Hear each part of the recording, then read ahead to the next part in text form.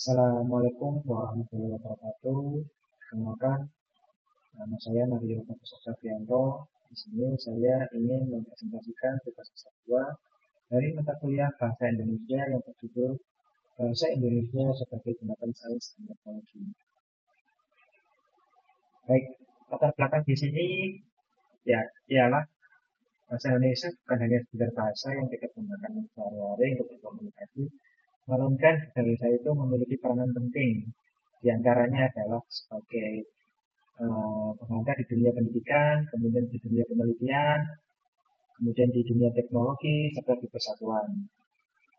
Kemudian dari latar belakang yang saya ambil, saya dapat merumuskan masalahnya. Yang pertama adalah bagaimana sih peranan bahasa Indonesia itu di dalam dunia akademisi serta di dunia teknologi. Kemudian yang kedua itu apa saja tantangan yang dihadapi oleh bahasa Indonesia ini di dalam dunia teknis dan informasi sains di era globalisasi ini dan digitalisasi. Kemudian yang ketiga adalah upaya apa aja yang bisa kita lakukan untuk meningkatkan relevansi bahasa Indonesia.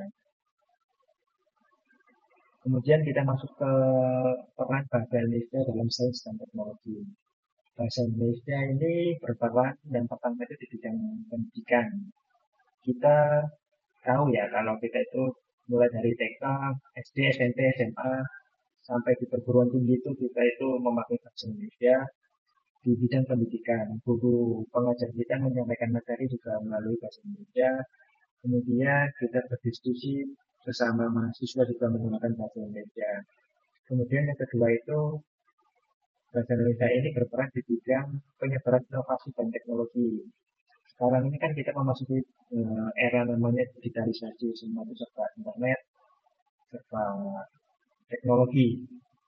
Sebagai contoh saya ambil, kita itu sekarang kan sudah bisa menggunakan internet, kemudian televisi. Nah, media penyampaian bahasa atau berita itu melalui platform tersebut itu menggunakan bahasa Indonesia. Kenapa?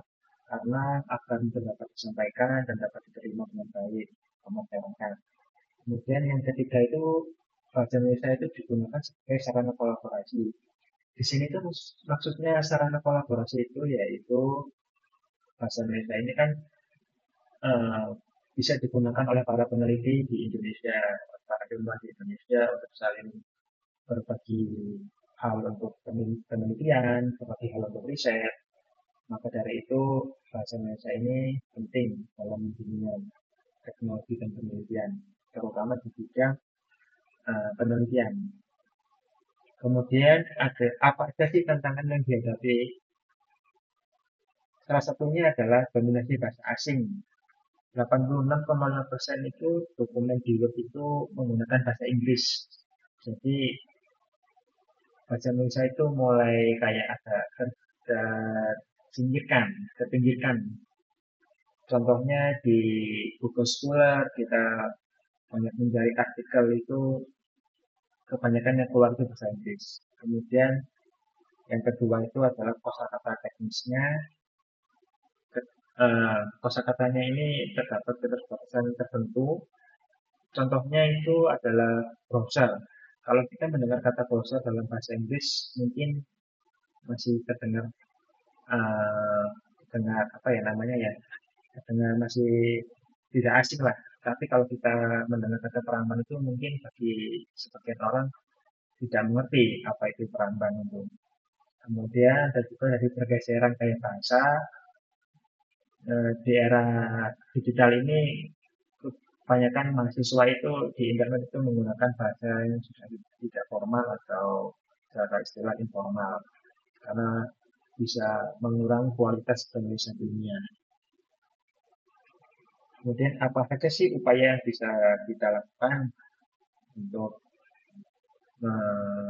meningkatkan bahasa Indonesia itu supaya lebih relevan lagi di dalam dunia sains dan teknologi, yaitu yang pertama adalah standarisasi kosakata.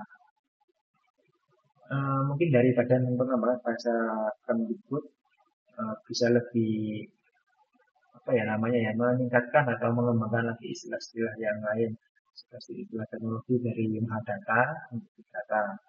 Kemudian untuk peningkatan publikasi itu mungkin jurnal-jurnal itu kebanyakan dari universitas itu harusnya sekarang sudah berlomba-lomba meraih akreditasi Sinta 1 dan Sinta 2 untuk bahasa Indonesia-nya. Kemudian yang ketiga adalah dari peran pemerintah, yaitu dari PP No 57 tahun 2014 untuk mengatur pengembangan bahasa program BIPA untuk internasionalisasi bahasa Indonesia. Mungkin sekian presentasi dari saya. Ada kurang lebihnya saya mohon maaf. Wassalamualaikum warahmatullahi wabarakatuh.